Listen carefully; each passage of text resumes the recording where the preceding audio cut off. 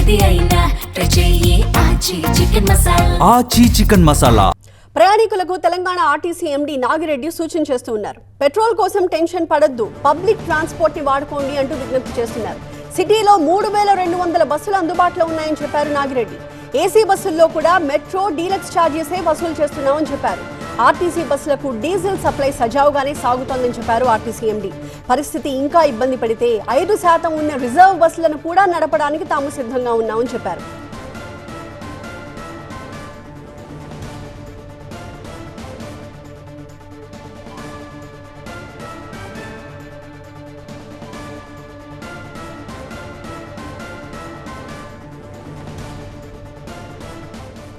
So ప్రస్తుతం petrol కోసం అంతా నానా హైరానా పడుతున్నారు. ఈ నేపథ్యంలో ఆర్టీసీ ఎండీ నాగిరెడ్డి సూచన చేస్తూ ఉన్నారు.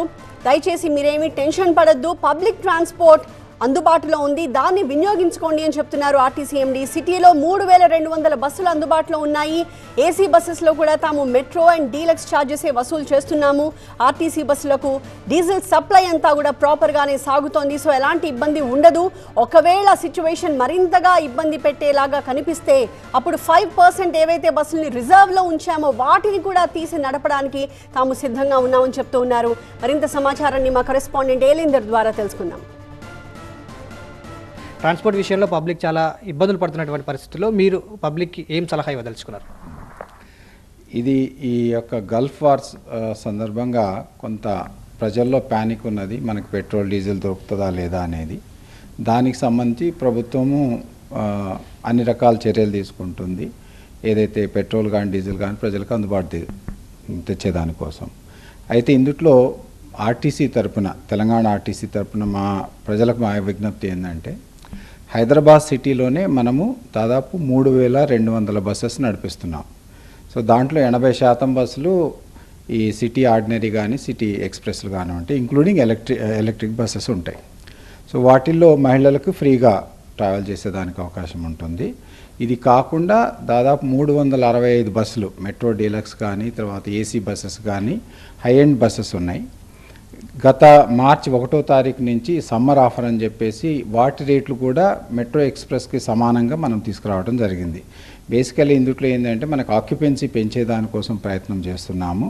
ప్లస్ అదేవిధంగా ప్రజలకి కొంత ఈజీగా ఉంటుంది ట్రావెల్ చేసేదానికి, పర్టికులర్లీ సమ్మర్లో ఉంటుందని చెప్పేసి ఏసీ బస్సులను కూడా మనం మెట్రో ఎక్స్ప్రెస్కి ఈక్వల్గా తీసుకురావడం జరిగింది. కాకపోతే అందులో అన్ని పేమెంట్ మాత్రమే ఉంటుంది, మన మహాలక్ష్మి ఎలిజిబిలిటీ ఉండదు.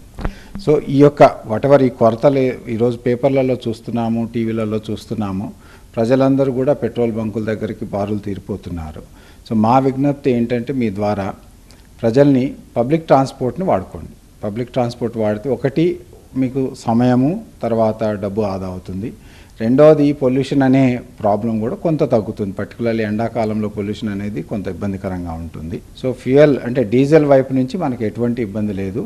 సో ఆర్టీసీ బస్సుని ఫుల్ స్ట్రెంత్లో, పర్టికులర్లీ ఇప్పుడు ఇంకా ఇబ్బందిగా ఉంది కాబట్టి ప్రజలకి ఇంకా ఎంత ఎక్కువ అవసరమైతే అంత సర్వీస్ని మనం నడిపిస్తాం.